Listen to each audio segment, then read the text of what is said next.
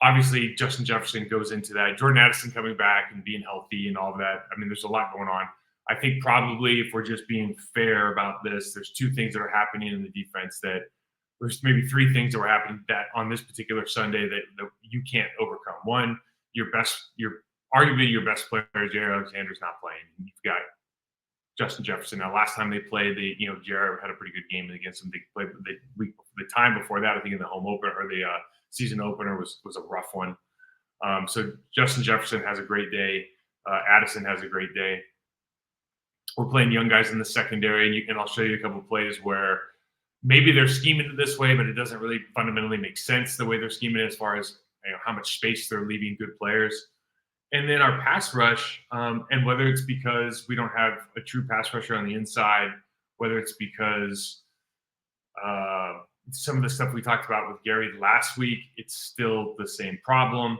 And but I think for the most part, when you run 12 or you run 13, maybe not run 13, when you run 12 personnel, when you're running big guys all the time, when you're under center, when you have the threat of the run, when everybody's keen on Aaron Jones, certainly the pass rush suffers.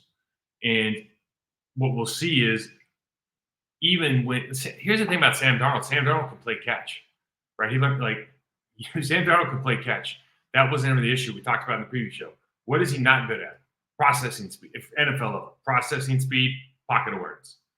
And so on the big play to JJ, and we'll show it, they go 8-man protection or 7-man protection, and we rush 3 or 4 guys. So they're going like super max protection because they just know that their guys are fundamentally their receivers are better than our secondary, which is especially without Alexander, that's the case.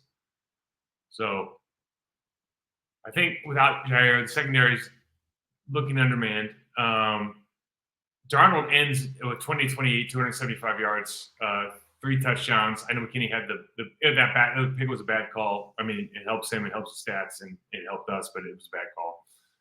Jefferson and Addison combined for 157, 2 touchdowns. Addison had the jet sweep, which I'll show because that's another thing where you're playing young players, but you really have to make sure that we're bringing it from a physical standpoint.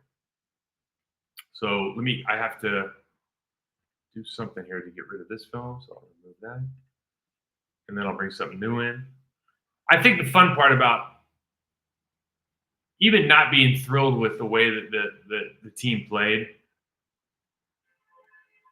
I think there's an energy and a belief that you have with the quarterback, with the wide receivers, and even from an effort standpoint with the defense. Maybe I'm crazy. I should go back and watch some games from last year, but they look like they're. What's the biggest problem on the Green Bay Packers for the last 3 years? We're just being honest. If you're gonna break the game into 3 sections, what's the worst section? Special teams. And it still is. Got to make field goals. It's ridiculous. All right, here we go. First things first, under center play action. So they hit my things. Okay, under center, screen game, Aaron Jones. God damn it.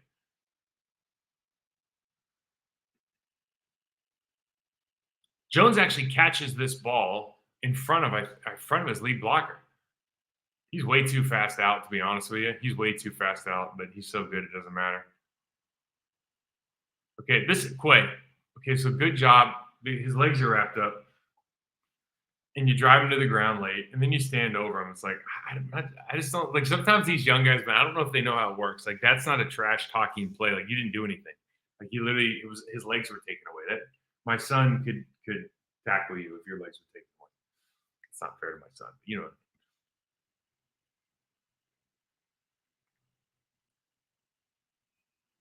There's a lot of good on defense, by the way, in the tape. I'm not going to show everything. There's some good stuff here. You show sometimes when you lose, show the bad play. There's a lot of good on defense. Eric Wilson plays hard too. I didn't put a single clip of him in. I should have. He plays hard. Okay, when you're in shotgun, you have opportunities with Sam Darnold. What do we talk about? Pocket presence, right? Processing speed. So I think this is McDuffie down on the bottom. Does a good job of putting this guy out. Comes back in to make the play. Oh, got to get that. Darnold's running to his left. Everything he's doing, he's not comfortable with. Running to his left, and then we have to be able to capitalize. So this is another one of those plays where the score and the tone and the feel of the game dramatically changes in the first quarter if we make a field goal and get this pick. He knows it. Max protect. Why do we do it? Because you got to get the best player on the field, space to run away from the guy. Not much we can do. They do it every year. Every time we play them. So they go over max or super max protect. They chip out. You got 3-on-2 in the middle.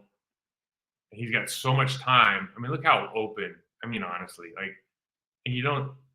Is that? I don't know. I think that's Stokes. But you just go like, what are you supposed to do? Like, so I think Stokes is not. Stokes, the physicality in Stokes' game is severely lacking, but you certainly can't blame him for getting outrun across the field by Justin Jefferson. At least I can. All right, motion over to 2x2. Now, this is what I don't understand. I think McKinney's coming down, so I think Bullard's playing back here. So you show too high, and you're really showing like cover 4 here, okay? They drop down. But what the hell are we doing on the hash when you got a 2x2? Look, even if you're saying the backside here on the side, like get to the middle of the field because who's over on the other side running a double move? I mean, this is what I'm talking about. Makes sense. You shouldn't be sitting on the hash mark this whole time. And maybe you do that because, I mean, they have Addison on one side. They have Jefferson on the other, and now you don't know what with Jair not there, you don't know what you're supposed to do. But you would think that if you're going to bring down and either lurk or run some sort of cover 3, you would think that you want that safety to get to the middle of the field on a fairly balanced look offensively, because he has no way he can help. And you're seeing that your corner's playing outside leverage. Go back real quick.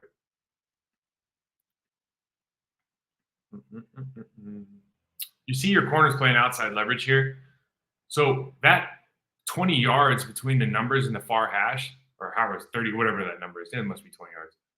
I mean, Sam Darnold, we're acting like Sam Darnold doesn't have a noodle arm, has a noodle arm or something. Like he can throw. You know, that's way too much ground to cover. It's impossible. Let's go back. Golly. Now, this is just, again, the same thing. It's a numbers game. If I showed you the end zone copy of this, the Vikings simply have enough people to block our players, and our safeties are 20 yards deep and 15 yards deep. And that's the only thing that's happening here. We're playing so deep, maybe we're worried about their wide receivers, but they're in this, this run formation that they run a lot of play action pass off of. But our safety's first instinct is to go backwards. And if I showed the end zone copy, which I did not do, everybody has their gap. Their gaps are blocked up. There's just extra space because there's not another guy to fill in. They have an extra man. Like, in other words, when we say your gap is you're in your gap, you can be in your gap, and your gap can be a foot wide, or it can be, 4 yards wide. So, like right now, Quay actually kind of gets to his gap, but he's in a bad spot because they have a good double team. They move. I think it's Kenny. They move him really well.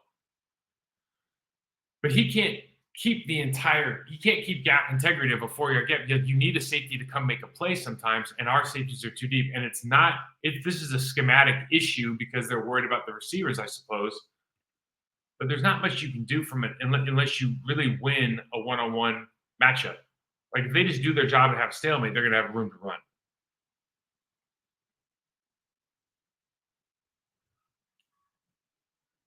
Yeah, I'd love to see this. So they bring this, I love when they let Quay shoot in the DA gap and be the aggressor.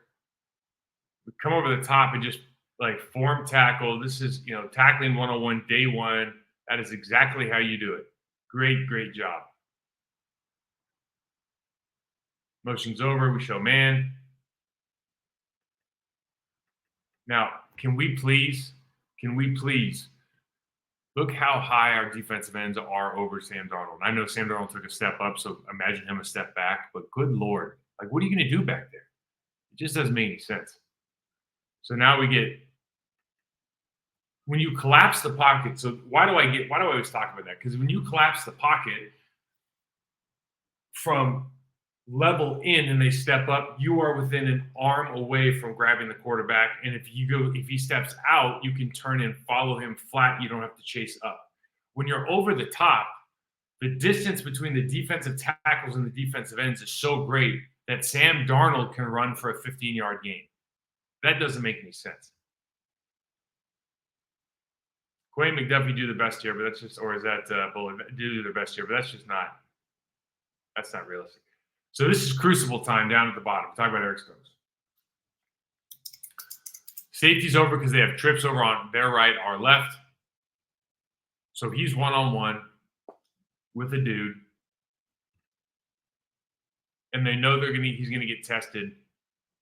And I mean, they throw 2 flags, and it's like he's surprised. It's like, what are you surprised about? Now, listen, I don't know. I think if I was over there, I'd just foul him at the line of scrimmage because it looks better than getting the ball at the 1-yard line. But like, don't be surprised here. Come on. Okay, so we bring in this is Cooper playing linebacker. And now that Quay's in, Quay shoots the gap. Okay, we have to go man. They have Jefferson in the backfield, so we go man at the safety level. This is, again, what am I mean palms up? Like, this is a what are we doing moment. So you got one job right here. Yeah, you got to take the guy in purple. Okay, where are you going, man? Where are you going? This should have been a touchdown. He actually misread this. But this is a rookie moment where I don't know what he was thinking. I think maybe he was going to go try to butt up. You know, Aaron Jones is like an all-pro player. Like, get close. You're fast. Use your speed. But you just ran right into the blocker. Couldn't have made this play easier. And these are little mistakes that if you make enough paper cuts, you die by 1,000 paper cuts, stuff like this. So now you get the jet sweep. Okay, Keyshawn Nixon, like, you got to track him, okay? Fair enough. And we've talked about him having to be like a more consistent tackler, okay? These guys are really good.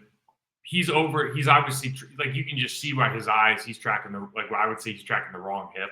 Like, he's too far ahead. Okay, you got to use the sideline as your friend here. There's 2 guys out there. Okay, fair enough. But what are we doing here? Like, I think that's Justin. Dude, run through this guy. Like, what are we doing? I mean, you just get chested, 2 hands on your chest. Like, you don't even put your hands on the receiver. There's no way you should just stop momentum right here. You should knock the dog snot out of that receiver and force the cutback, or at least force him further to the sideline. Like, be physical. Good God, man. Those are kind of the frustrating plays where you're like, maybe they score anyways, maybe they don't. But come on, like, we got to be the most physical football team. We can't be a finesse team. I mean, we can, but you're not going to win Super Bowls that way. All right, so the motion over. This is after the second pick. And you can just see, like, the safeties, as soon as he walked over, the safety looked over. You know, one safety looks to the other and, like, trying to get his attention. He's like, man, we got a major issue coming up over here in aisle 5 because they're going to run the fade again, and there's nothing we can do. They're talking it. They're still talking. Like, yeah, ugh.